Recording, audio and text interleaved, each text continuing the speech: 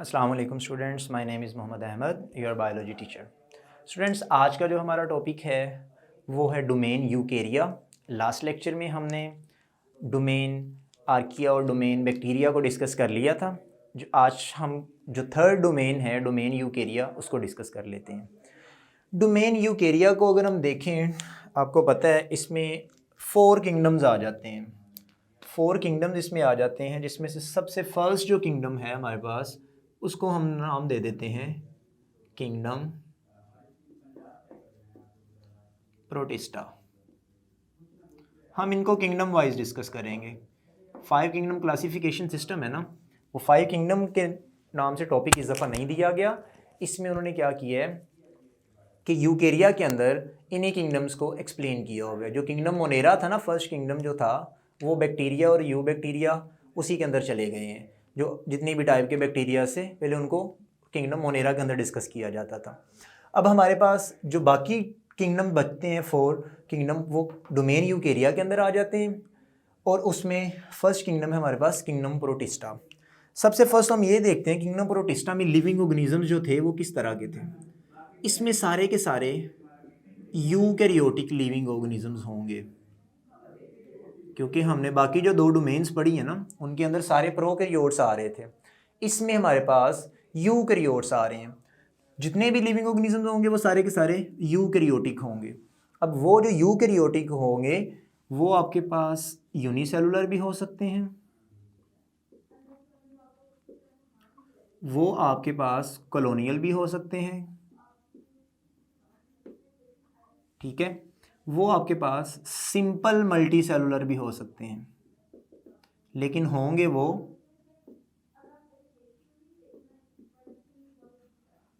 सारे यूकैरियोट्स ही होंगे।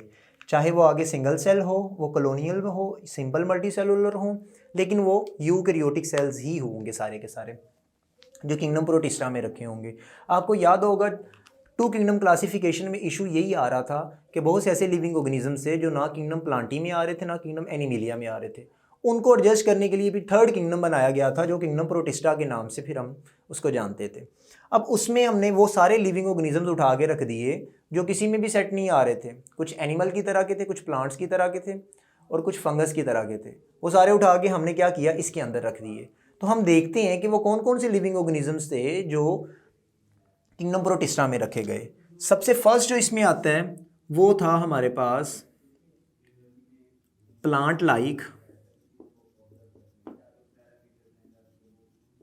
Protist. Plant like protist जो थे यानी कि प्लांट्स की तरह के दिखाई देते थे। पहले हमने किंगडम प्लांटी के अंदर रखा हुआ था, फिर उठा के हमने उनको किंगडम प्रोटिस्टा में रखा है। किन करेक्टर्स की वजह से वो प्लांट की तरह के लग रहे थे? वो करेक्टर्स ये हैं, एक तो वो ऑटोट्रोफ थे। ऑटोट्रोफ मीन वो अपना फूड खुद प्रिपेयर कर लेते थे, वो अपना फूड खुद प्रिपेयर कर लेते हैं, ठीक है। दूसरा करेक्टर उनके पास ये था कि जो उनकी सेल वॉल थी ना वो बनी हुई थी सेलुलोज की, ठीक है। सेलुलोज ही उनमें मौजूद था जो उनकी सेल वॉल थी। एक ये करेक्टर और दूसरा वो थे ऑटोट्रोफ। इस वजह से क्या हुआ कि उन वो प्लांट की तरह के दिखाई देते थे तो उनको किंगडम प्लांटी में रखा हुआ था। लेकिन इशू ये आ रहा था कि वो नाइट के टाइम पे हेटरोट्रोफिक बन जाते थे, वो अपना फूड खुद प्रिपेयर नहीं कर पाते थे। इसी वजह से फिर उनको किंगडम प्लांटी में नहीं रखा जा सकता था, उनको फिर किंगडम प्रोटिस्टा में ला के रखा गया, ठीक है। तो उसमें ये था कि एग्जांपल्स अगर हम देखें, लास्ट टाइम भी हमने ये डिस्कस किया था यूग्लिना को किंगडम 2 किंगडम क्लासिफिकेशन सिस्टम में। हमने यूग्लिना के बारे में आपको बताया था ना कि उसके पास क्लोरोफिल होता है और वो क्या करता है, अपना फूड खुद प्रिपेयर कर लेता था। लेकिन रात के वक्त वो अपना फूड खुद प्रिपेयर नहीं करता था बल्कि अदर केमिकल्स को खा रहा होता था। इसी वजह से फिर हमने उठा के उसको प्रोटिस्टा में रखा, किंगडम प्लांटी के अंदर हम उसको नहीं रख सकते थे। फिर उसके बाद कुछ ऐसे लिविंग ऑर्गेनिजम्स थे जो एनिमल्स की तरह के दिखाई तो देते थे, करेक्टर्स तो वैसे उनके पास थे, लेकिन वो 100% एनिमल्स में नहीं फिट आ रहे थे। तो उनको हम बोलते हैं जी एनिमल लाइक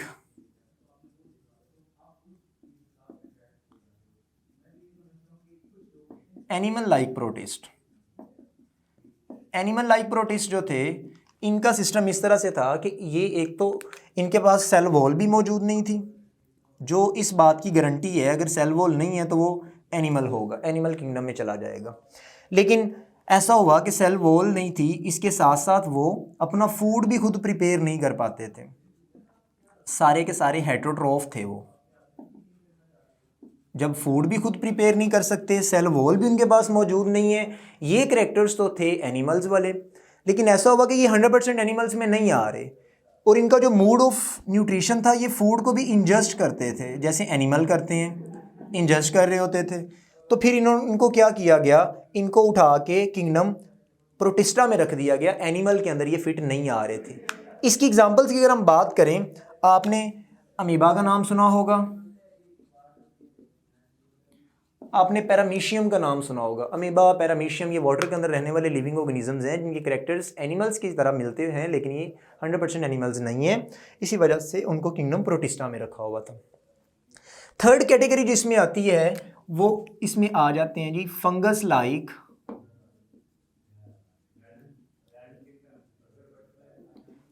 लाइक प्रोटिस्ट। ये किस तरह के थे, ये दिखाई देने में तो फंगस वाले करेक्टर थे इनके पास। अगर हम इनको देखें, अब फंगस वाला करेक्टर इनके पास फर्स्ट तो ये था, इनके पास हाइफी लाइक स्ट्रक्चर होता है, जो कि सिर्फ और सिर्फ फंगस के पास था, फंजाई के पास होता था। हाइफी, ये फंजाई जो होते हैं उनकी बॉडी होती है, उनकी बॉडी एक स्ट्रेट दागों की तरह की होती है, उसके ऊपर पार्टीशन हुई होती है। इनकी भी बॉडी ऐसी थी कि जैसे बिल्कुल फंगस होते हैं, लेकिन फंगस की तरह के नहीं थे, फंगस लाइक थे, ठीक है। और इसके अलावा इनका जो मोड ऑफ न्यूट्रिशन था, ये सेप्रोफाइट्स होते थे। ये सेप्रोफाइट है, सेप्रोफाइट वो लिविंग ऑर्गेनिजम्स होते हैं जो डेड ऑर्गेनिक मैटर पे सर्वाइव करते हैं, उनको खाते हैं। मरी हुई चीज़ों के ऊपर वो क्या करते हैं, वहाँ पे ईट कर रहे होते हैं, उनको खा रहे होते हैं। ये कैरेक्टर भी फंजाई का था।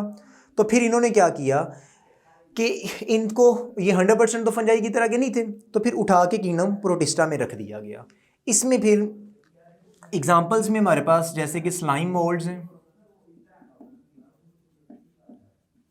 ठीक है, ये स्लाइम मोल्ड्स वगैरह जो होते हैं और वाटर मोल्ड्स होते हैं, ये आपके पास फंगस लाइक लिविंग ऑर्गेनिजम्स हैं, लेकिन फंगस नहीं है ये।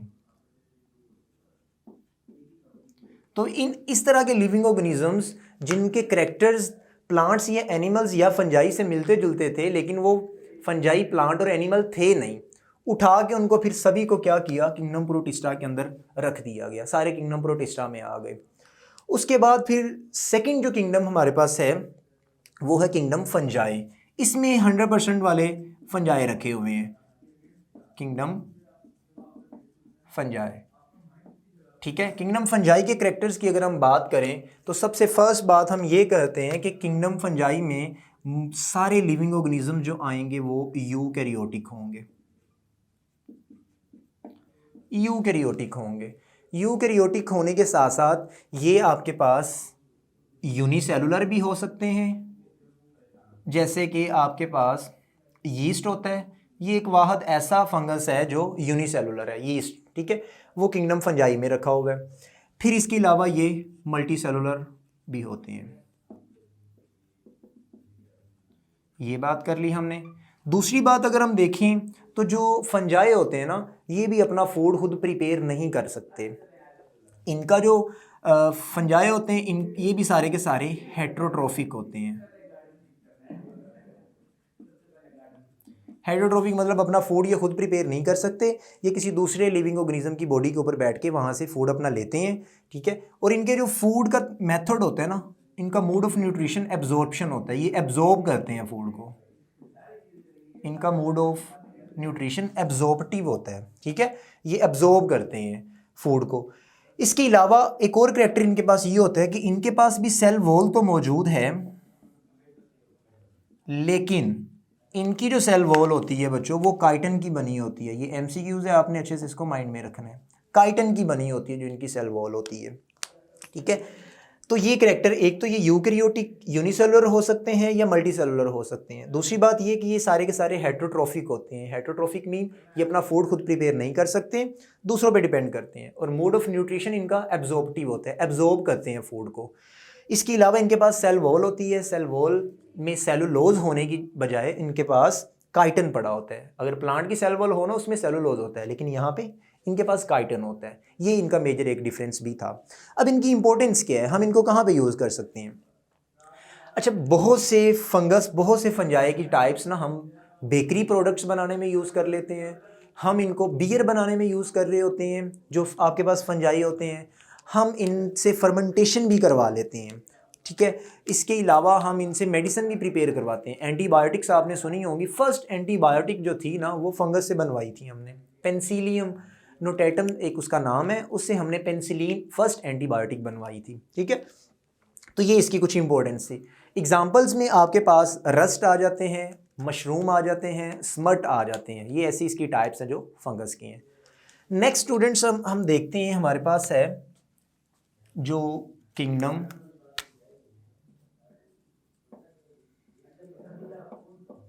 प्लांटी। किंगडम प्लांटी के करैक्टर बच्चों हमने 2 किंगडम क्लासिफिकेशन सिस्टम में भी थोड़े से पढ़ लिए थे, ये सेम वही है। किंगडम प्लांटी की सबसे फर्स्ट बात तो ये है कि जितने भी इसमें प्लांट्स आएंगे वो सारे के सारे यूकैरियोट्स होंगे, यूकैरियोटिक होंगे। और दूसरी इंपॉर्टेंट बात, ये सारे के सारे मल्टी सेलुलर होंगे, ठीक है, मल्टी सेलुलर होंगे, एक से ज़्यादा सेल से मिलके बने होंगे। दूसरी बात अगर हम प्लांट्स की देखें तो प्लांट्स सारे के सारे बच्चों हमारे पास ऑटोट्रोफ होते हैं। ऑटोट्रोफ का मतलब कि इनके पास क्लोरोफिल होता है, ये एक पिगमेंट है जो फूड बनाने में हेल्प करता है। क्लोरोफिल है और जिसकी वजह से ये अपना फूड खुद प्रिपेयर कर लेते हैं, अपना फूड खुद बना लेते हैं। और इसमें हम देखें प्लांट के पास सेल वॉल होती है, और जो सेल वॉल है वो किसकी बनी होती है जी?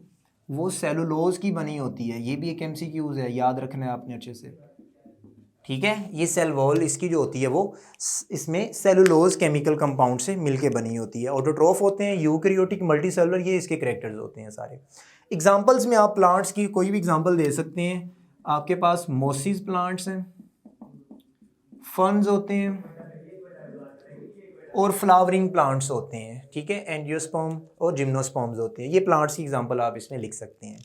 नेक्स्ट हमारे पास जो लास्ट पे आ रहा है वो है किंगडम एनिमिलिया।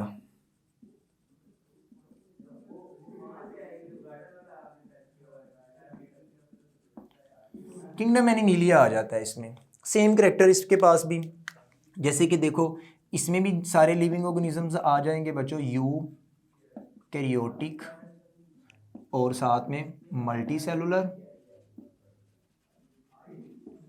ठीक है। यूकैरियोटिक मल्टी सेलुलर होते हैं सारे के सारे एनिमल्स। दूसरा ये होता है कि एनिमल्स ऑटोट्रोफ नहीं होते, ये हेटेरोट्रोफ्स होते हैं। ये अपना फूड खुद प्रिपेयर कर ही नहीं सकते, ये डिपेंड कर रहे होते हैं प्लांट्स के ऊपर, ऑटोट्रोफ के ऊपर डिपेंड कर रहे होते हैं। दूसरी बात ये कि प्लांट जो एनिमल का सेल होता है उसमें सेल वॉल भी एब्सेंट होती है, उसमें सेल वॉल प्रेजेंट ही नहीं होती है।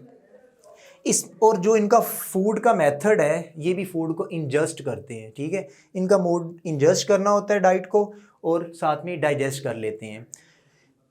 एग्जाम्पल्स आप एनिमल्स की कोई भी एग्जाम्पल दे सकते हैं। आप इसमें इंसेक्ट्स लिख सकते हैं, फ़िश लिख सकते हैं, आप एम्फीबियंस, रेप्टाइल्स, बर्ड्स, मैमल्स, सारे किंगडम एनिमिलिया के अंदर आ जाते हैं। तो ये था हमारा 4 किंगडम एक्सप्लेन किए जो हमने यूकेरिया के अंदर।